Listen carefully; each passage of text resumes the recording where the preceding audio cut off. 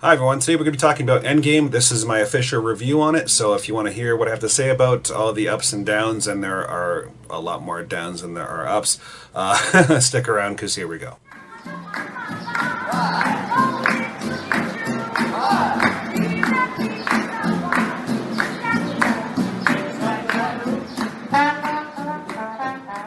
Before I get rolling, I recently saw this band, the Proud Sons. Saw them here in my hometown of Belleville, and they were quite good. They were opening for the Tea Party. So if you're a fan of good music, like a rock and roll sort of folky sound, check the link in the description. Always like to support the local artists. But first and foremost, I want to talk about what I actually did enjoy, to give credit where credit's due, before I move on to the more, negative comments. So there's about 15 to 20 minutes of the most epic fight scenes I've ever seen in the MCU. They certainly didn't disappoint when it comes to action and cinematic visuals. The best scenes in the film were focused on Captain America, which is one of my favorite characters in the MCU, so I was certainly pleased with that. I wholly enjoyed seeing two Caps fight one another from two different timelines, a definite highlight of the film. I absolutely loved watching Cap finally able to yield Mjolnir. This is something we've been looking forward to since Ultron, so I'm glad they snuck that in anyway. But does that mean that he's officially the new king of Asgard? That might be a good question to ask. There's not really an Asgard. Come on, Cap. Most of all, I loved watching Captain America stand his ground against the entirety of Thanos' army, all by himself. This moment truly defined his character, stepping forward, balls out, knowing that he was going to die. Scarlet Witch taking on Thanos was probably one of the best scenes in the film, alongside Parker finally uniting with Stark. Just a great moment in cinematic history, very impressed with that. I also liked how Captain Marvel did not have this overwhelming presence like we thought she was going to. So I'm glad that they're waiting to reveal bigger roles in the future for that character, and let the original Avengers take the lead for this movie anyway. Most of all, I enjoyed the final moments between Stark and Pepper Potts.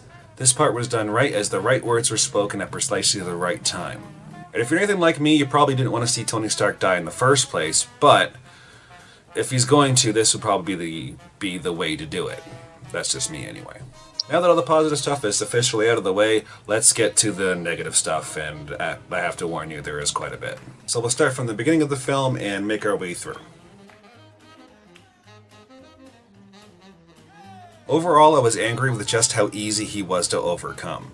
Now I understand that he, destroyed the Infinity Stones and that's why he was weak, but still it was very unsatisfying to have, Thor take him out execution style. It just didn't feel, fulfilling, So Thanos didn't put up a fight in the slightest, and killing off his character in the first 15 minutes of the film felt very unsatisfying. This is the same Thanos that killed off half of the universe. And a swift execution is good enough? I don't think so. This should have been the main villain of the story, not a version of Thanos that is yet to collect any Infinity Stones. The truly unsatisfying part comes later when the past version of himself squares off against the Scarlet Witch. He has no idea who she is, which truly took away from the scene in my opinion. Now Thanos is a villain in either time, don't get me wrong. But how is any of this justice if he hasn't even committed the atrocities yet? I feel like I'm gonna throw up.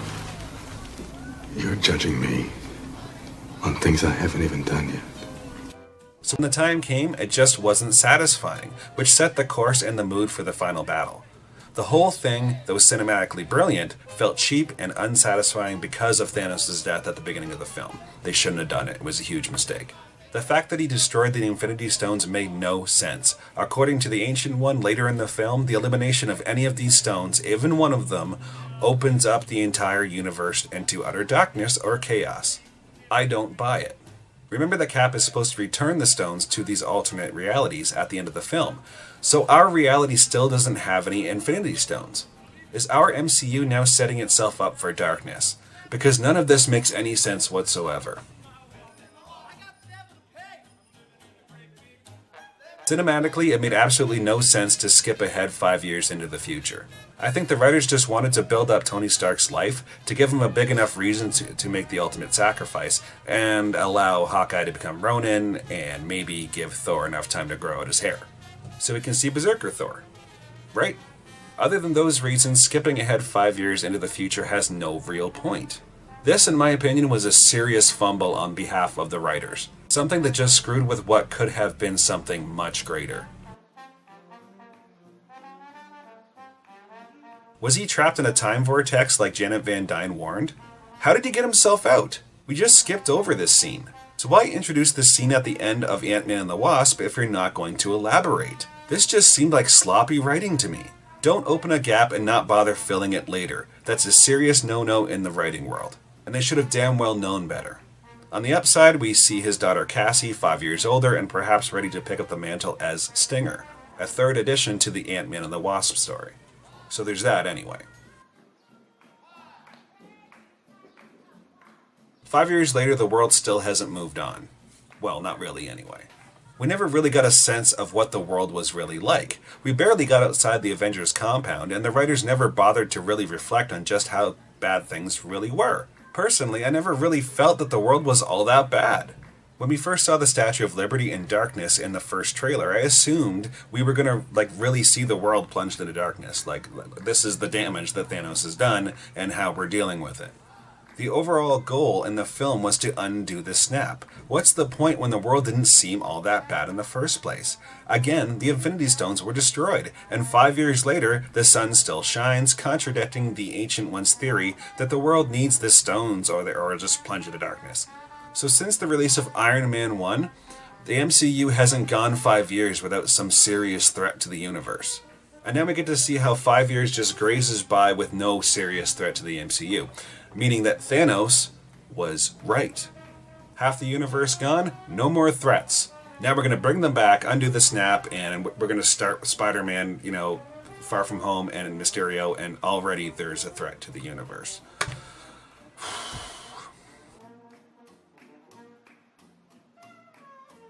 This is the big one, the part of the story that ruined the rest of the film for me. And I'm sure a lot of you out there can agree. First, we have Banner specifically stating that he's no expert in time travel, and the team stating that they needed a bigger brain. So they went to Tony Stark? Don't get me wrong, Tony Stark is a genius in weapons technology, engineering, and a slew of other sciences. There's no denying that. But you can't tell me that he figured out time travel on a whim. Oops, I just accidentally stumbled upon it. This is why I was almost positive that Eric Selvig was going to be brought on board. Actually, witnessing Hank Pym and Janet Van Dyne snapped away, I thought he'd be the obvious choice, or Lawrence Fishburne, one or the other. Instead, we have Stark just stumble upon the key to time travel. I don't buy it, not for a second. Cheap-ass, filthy writing. It really seems like they just wanted to see a gauntlet snap, and they didn't really care or plan how to repair that in the next film. That's what it looks like to me. I think it's just sloppy writing. Now, while figuring out the time travel agenda, we have the Hulk specifically stating that changing the past does not alter the future, and many examples are given by Rhodey and Ant-Man, mentioning films like Terminator 2 and Back to the Future, and a slew of others. But even though Banner is admittedly no expert, he insists that changing the past still does not affect the future, which took me by surprise. I'm like, okay, that's kind of stupid. How are you going to make that work? This I saw no more than a skim over, and a cheap excuse to not make the film that the fans were truly expecting. We were expecting Back to the Future, we got Return of the Jedi. They didn't want to deal with the complications of time travel and what would actually make sense, so they took the cheap and easy way out. Why would Cap have to put the stones back at the end of the flick if changing the past doesn't alter the future? Why would Banner be pretending to fit in during the Battle of New York if it didn't matter in the first place? Really think about that. At the same time, we have past Hulk from the Battle of New York smashing away not 15 feet from them. And he never noticed another Hulk just standing there. Nobody even attempted to hide. Like, what the hell's going on with this movie? Either changing the past affects the future or it doesn't. Make up your mind. And this film seems to bounce back and forth trying to make the story arc work, which ultimately it does not. It wouldn't have taken much to rectify this, really. All they would have to do is make the suits stealth, at least try to not be seen while they were, taking each Infinity Stone as they went along. Like the kid from Iron Man 3 suggested.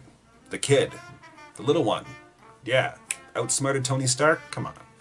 I find it stupid that they even brought up those other movies. Yeah, why take a cue from all the successful blockbusters out there where, the timeline actually worked out to make a good movie?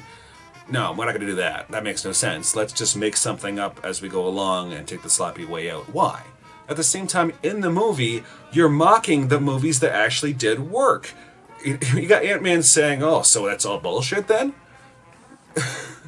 No, your idea is bullshit. It's stupid. Like, no one can follow it. And in the ones that can follow it, huge leap of faith. And I don't think I'm alone there. From this point of the film and on, the entire story felt cheap and pushed, like the writers really had no idea what they were doing.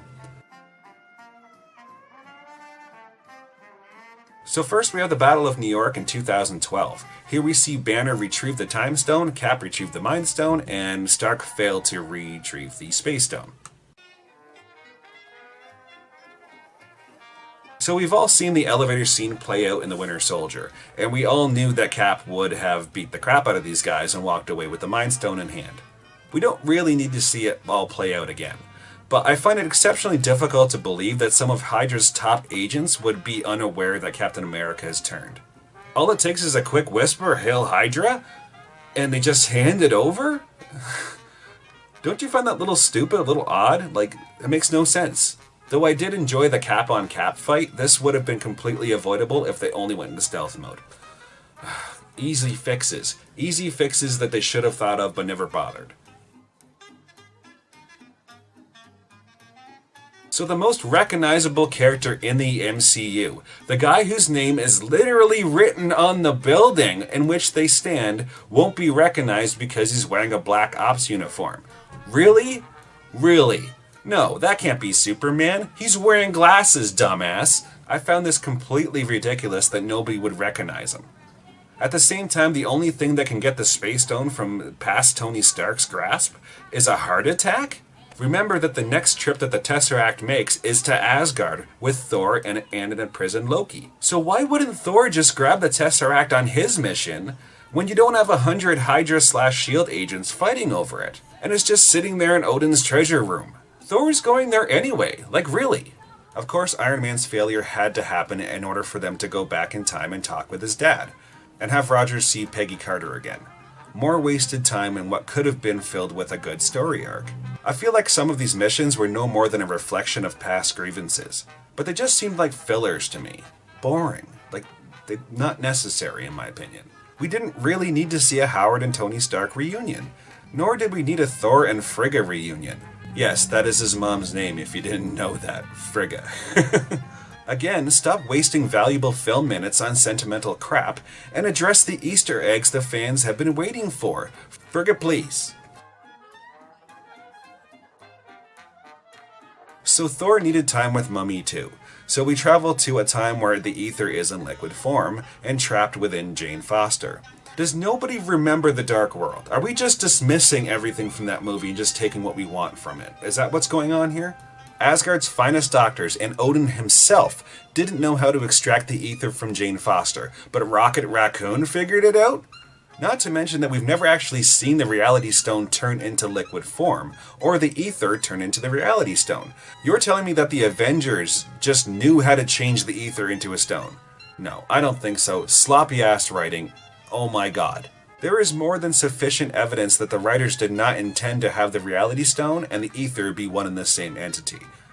But as we can see, they abandoned their original plan and shit out this half-ass excuse for a decent story arc. Though this was a truly heartfelt moment in the MCU that I really enjoyed, there's a big problem with it.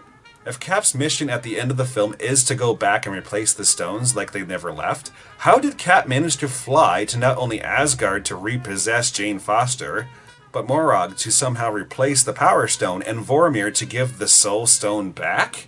So Cap can just fly ships on his own now. The moment Hawkeye wakes with the Soul Stone in hand, which makes no sense by the way, because human and mortal people can't touch Infinity Stones, remember? That was the whole point of Guardians 1. We're just going to forget about that to make the Endgame plot work? I don't think so. But from that point on, the Red Skull is released, and what's done is done, right? If the Red Skull still lingers afterwards, wouldn't we get Romanoff back in exchange when he gave his arch-nemesis the stone back? A soul for a soul, right? But he did say it was permanent. But again, how do you put the stone back? Who did he give the stone to? Did he just drop it in the water and was like, oh, well, that's my job's done. Off I go. I've been waiting since the first Captain America movie to see a real battle between Captain America and who I consider to be one of the best villains in the MCU. But no, we can't see that. So Black Widow is gone. Is the announcement for a Black Widow movie no more than just a ruse to mislead the fans? And was never supposed to be filmed in the first place? Or is this going to be a prequel? Now, if changing the past doesn't affect the future, why the hell couldn't they just go back and pull Stark and Romanoff from the past, like they did with Gamora? Now, in all fairness, we do have the Hulk explaining that he tried to pull Romanoff back. But why didn't you try to pull Stark back? Yeah, screw him, right? You're not in love with him, so he can stay dead. It's fine. Now let's have a look at the suggested time theory from the Ancient One, information that Banner didn't even understand before they made the jump. Very sloppy and very outside Banner's character, if you ask me. He's much more precise and careful than that. So this is our timeline, and every time they made a jump back, they changed the timeline in one way or another and branched off to different timelines. So when you look at this diagram that I sloppily made right here, when they went back in time and changed one minor detail, time skewered into alternate realities. They are now dealing with 6 different realities, all with different futures, all impacted differently from the screw-ups in each mission. So my question is, how does Cap know which reality to go to drop off each individual stone? So not only does he have to do that, but he also has to acquire spaceships and figure out how to give back the Soul Stone to a arch nemesis that isn't even there. It just makes no sense. This whole thing makes no sense. Why do you have to make it complicated? Why do you have to screw with it? It makes no sense to me whatsoever. A shitty way to end like 20-something movies worth of dialogue and whatnot. Thor's mission, that reality now skewers into a reality where Thor doesn't have Mjolnir, as fat, depressed Thor took it to bring to his own reality. In this alternative reality, Thor more than likely dies as Malekith the Dark Elf has more than likely succeeded in conquering the universe in darkness without Mjolnir, unless he returned Mjolnir along with repossessing Jane Foster, which sounds very sneaky and rapey to me. I don't know about you. Stark's mission in this alternative reality, Loki is now free and has the Tesseract, so God knows what kind of chaos exists in that reality. Rhodey and Nebula's mission, they ended up knocking out Quill. So Korath, who was only a few steps behind them in Guardians 1, remember? Would have actually gotten there before Quill and got a hold of the Power Stones for Ronan. Did we forget that Korath was following Ronan in Guardians 1? Plot hole after plot hole after plot hole. Oh my god. So again, who the hell knows what kind of mayhem and chaos occurs in these alternate realities now that the Avengers have gone back and screwed with them. Remember that this is the same reality where our new Gamora comes from, the one that leaped onto our reality. So I guess the Quill in this reality never actually meets Gamora, and the Guardians of the Galaxy never actually assemble. But at least they live a Thanos-free existence as the Titan in that reality crosses over to ours. And what does it matter if that past alternate reality Thanos does exist or not? Because the Soul Stone is taken by the Assassins anyway. No Thanos to take it in Infinity Wars in that reality. So in this alternate reality, Ronan more than likely rules the universe. He has the Power Stone after all. Thanos is gone, Gamora never joins the Guardians, and Nebula is dead because she's killed by herself. But don't worry, this reality's fine. Screw everybody else. This is exactly what the Ancient One was talking about. You're screwing all the other realities up and just being greedy, basically. Do you see how preposterous this is? Horrible writing. Absolutely god-awful. Again, Russos, if you can't do a time travel flick right, don't do one at all. Shit, I could have written a better script drunk and half asleep. I gave these amateurs far too much credit, really. I know that sounds mean, but it's the God's honest truth. They dropped the ball and now we can't do it over. They knew going into this the expectations of the fan base and chose the easy way out. Because it would be cheaper filming one big production than 2 separate movies. Remember the hype from Harry Potter? And how everybody was pissed off that the Deathly Hallows was being split into 2 films? This is why. They got it right, and Endgame screwed it up. They tried to squeeze too much in and added in parts of the story that didn't really matter, like these touchy-feely moments, and don't get me wrong, nothing wrong with touchy-feely moments. Nothing wrong with, them going to talk to their mom and dads and all that stuff in the past. That's fine, all right? But you had 21 other movies to do that in. Okay? We had, like, what, like an hour and a half or 2 hours long of Captain Marvel? You couldn't squeeze it in there? Like, come on, anything would have made that better, like, movie better. But no, you have to squeeze it in during the Endgame and screw everything up. Let's waste as much time as possible to make sure that we screw up what we've all been waiting for so many years. What the hell did they do to Thor? Okay, first he loses his mother, then his brother, then his father, then his hammer, then they cut his hair, then he loses an eye, then he loses his home, then half of his people, yet he remains optimistic, and even grew stronger with every loss. Now after all of that, you would think you'd give the poor guy a break. No. Never in my life would I expect to see a fat, slobbered, depressed, like, beer-bellied drunk of a Thor. I never thought we'd see that. Why did they do that to... Like, why? If I was Chris Hemsworth, I would have thrown the damn script across the set. What the fuck is happening to my character? I mean, every week she's getting bitchier and more desperate. Thor should have inherited Odin's power by now. At least that's the way it worked in the comics. We were supposed to see Thor become the Odin-level god he was meant to become in the film, not a fat, miserable slob that falls asleep during briefings. This is so out of character. So since Scarlet Witch messed with his mind in Age of Ultron, we've been waiting for the merging of the personalities. In Ragnarok, we all noticed how less animalistic he was in comparison to Avengers 1. All the signs were there, and every Hulk fan was on the edge of their seats waiting to see how they were going to do it. How they were going to finally merge Banner with the Hulk. Like, every Hulk fan was waiting for that. But they skimmed over it with a few measly sentences. Hulk angry. All that build up for nothing. Remember, other than Edward Norton's Hulk, we have yet to see a solo movie with the Hulk. I guess Ragnarok is the closest that we're going to get. A solo Hulk film just isn't happening, it would seem. But if they were going to do it, now would be the time.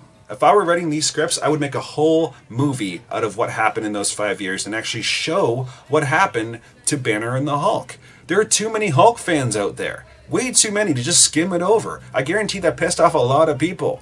But I highly doubt they're going to do that. Not with an obvious agenda at play in the MCU, and I'm not allowed to say what that agenda is because the video will probably be demonetized, but you guys are smart people, you can figure it out. Just ask yourself what Captain America, Thor, and Tony Stark all have in common. You'll figure it out.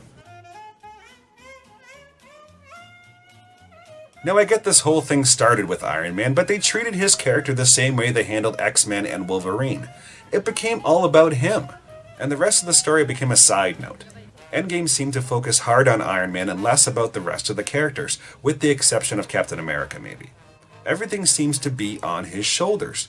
Time travel is his responsibility. The existence of his daughter controls when and how to undo the snap. There was only so much time allotted for the entire film, and I feel they just spent way too much time on Iron Man and less time developing Professor Hulk, or perhaps working out a time travel story arc that actually works.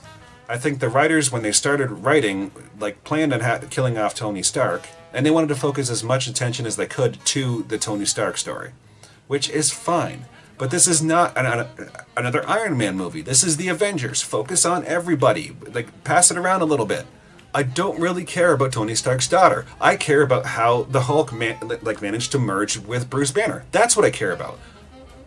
I'm pretty sure every Marvel fan out there can agree. Which would you rather see? Touching moment with Tony Stark and his daughter, or the merging of Banner and Hulk? Decide. Leave a message in the comment. Let me know.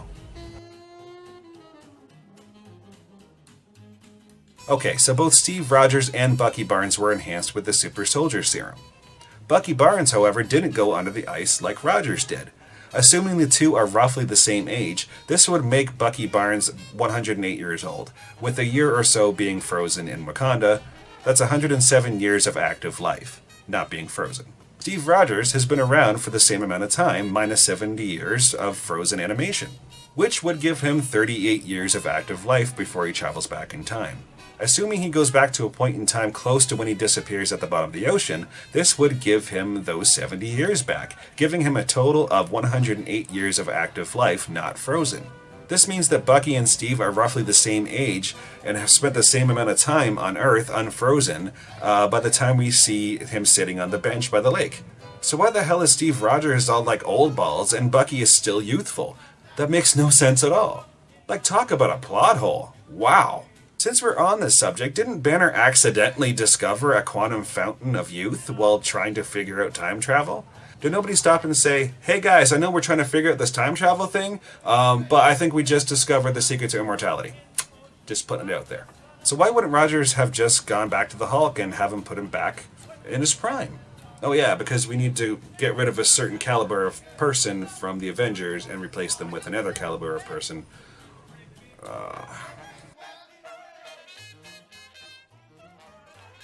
Given the fact that Stan has appeared in every single film without exception, and the Guardians 2 cameo, with him speaking to the Watchers, I honestly expected a much bigger send-off than just another old cameo. What better way to pay homage to the best comic book writer to ever put pen to paper than to write a story that doesn't make sense? Little early in the grave to be turning, isn't it, Stan? So in conclusion, as I said right from the beginning, that, Endgame was going to be our generation's Star Wars. I don't think I was far off, just in a different way than I thought, unfortunately. I said that our grandchildren will be asking what it was like to line up outside the theater and watch these films as they came out. And again, I was right in a sense. Infinity War was today's Empire Strikes Back. Definitely one of the best films of the Avengers series, ended on a down note, and the follow-up, which was expected to be masterful and groundbreaking on many levels, turned out to be a whole lot of hype for nothing really special. Where they lined up the films perfectly for this spectacular ending, but it never actually surpassed its predecessor. Infinity War was a far better film than Endgame. Far better. And if you don't believe me, please watch them again. Watch them again. And just look at it from a critic's point of view, and a writing point of view, story point of view. It's hard to miss, really. As a die-hard comic book collector and MCU fan myself, I have to say that this film ate away at my faith in the MCU and its ability to produce a grand finale. For the first time in MCU history, I'm actually not looking forward to seeing the next phase. I don't really care to see Spider-Man. That's something I never thought I'd actually say, as I know the next 20-something movies will not meet a decent climax, so what's the point in watching them in the first place, when the story's just going to end in crap? I have a feeling that the last 21 films will be seen as the golden age of films, before PC politics got involved and the producers were more concerned about a good story arc than how many genders are involved in the Avengers or whether or not there's enough diversity. The agenda is clear as day. Now that being said, that basically wraps up the bulk of the review. But as an extra special treat, let's go through the entirety of all the MCU movies so we can rank Endgame properly and figure out where it falls on that list.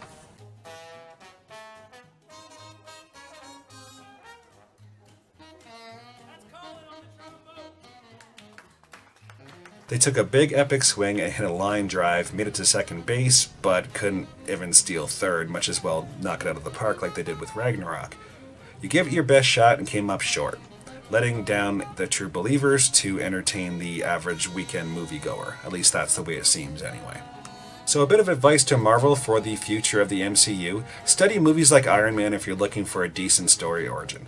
Study films like The Winter Soldier if you're looking to not have a main villain, Captain Marvel. It can be done, but not without a long history and strong proven character development to back the overall story arc. But it simply doesn't work as an origin film. Study films like Guardians of the Galaxy if you're looking to make heroes out of unknown characters. And study Thor Ragnarok if you're looking for an all-around amazing flick. Most of all, something that must be learned immediately before you make any more films, and I hope you're paying attention, Kevin Feige: leave the politics at home. Leave the politics at home. People go to the movies to escape and go into their fantasies, not to have politics rubbed into their face. It sucks. Nobody wants to hear about it. No one wants to deal with it. It's sort of made its way into the MCU, and it's like this plague eating away at it. Nobody wants this, okay? Nobody wants this, all right? You're just hitting hard the people that, lined up to see the movie. The ones that collected the comic books like myself, like since they were a kid. So just knock it off. Stick to the script, okay? Stick to the comic book source material, and you will keep your fans. On this side of things, I probably won't buy a ticket to see the new Spider-Man movie. I'll more than likely stream it, I'll be honest. Why? Because I don't really care as much as I did. Not after Endgame. It was a huge letdown, and if it's not going anywhere, then why would I care about one small chapter in this massive book that overall just was disappointing?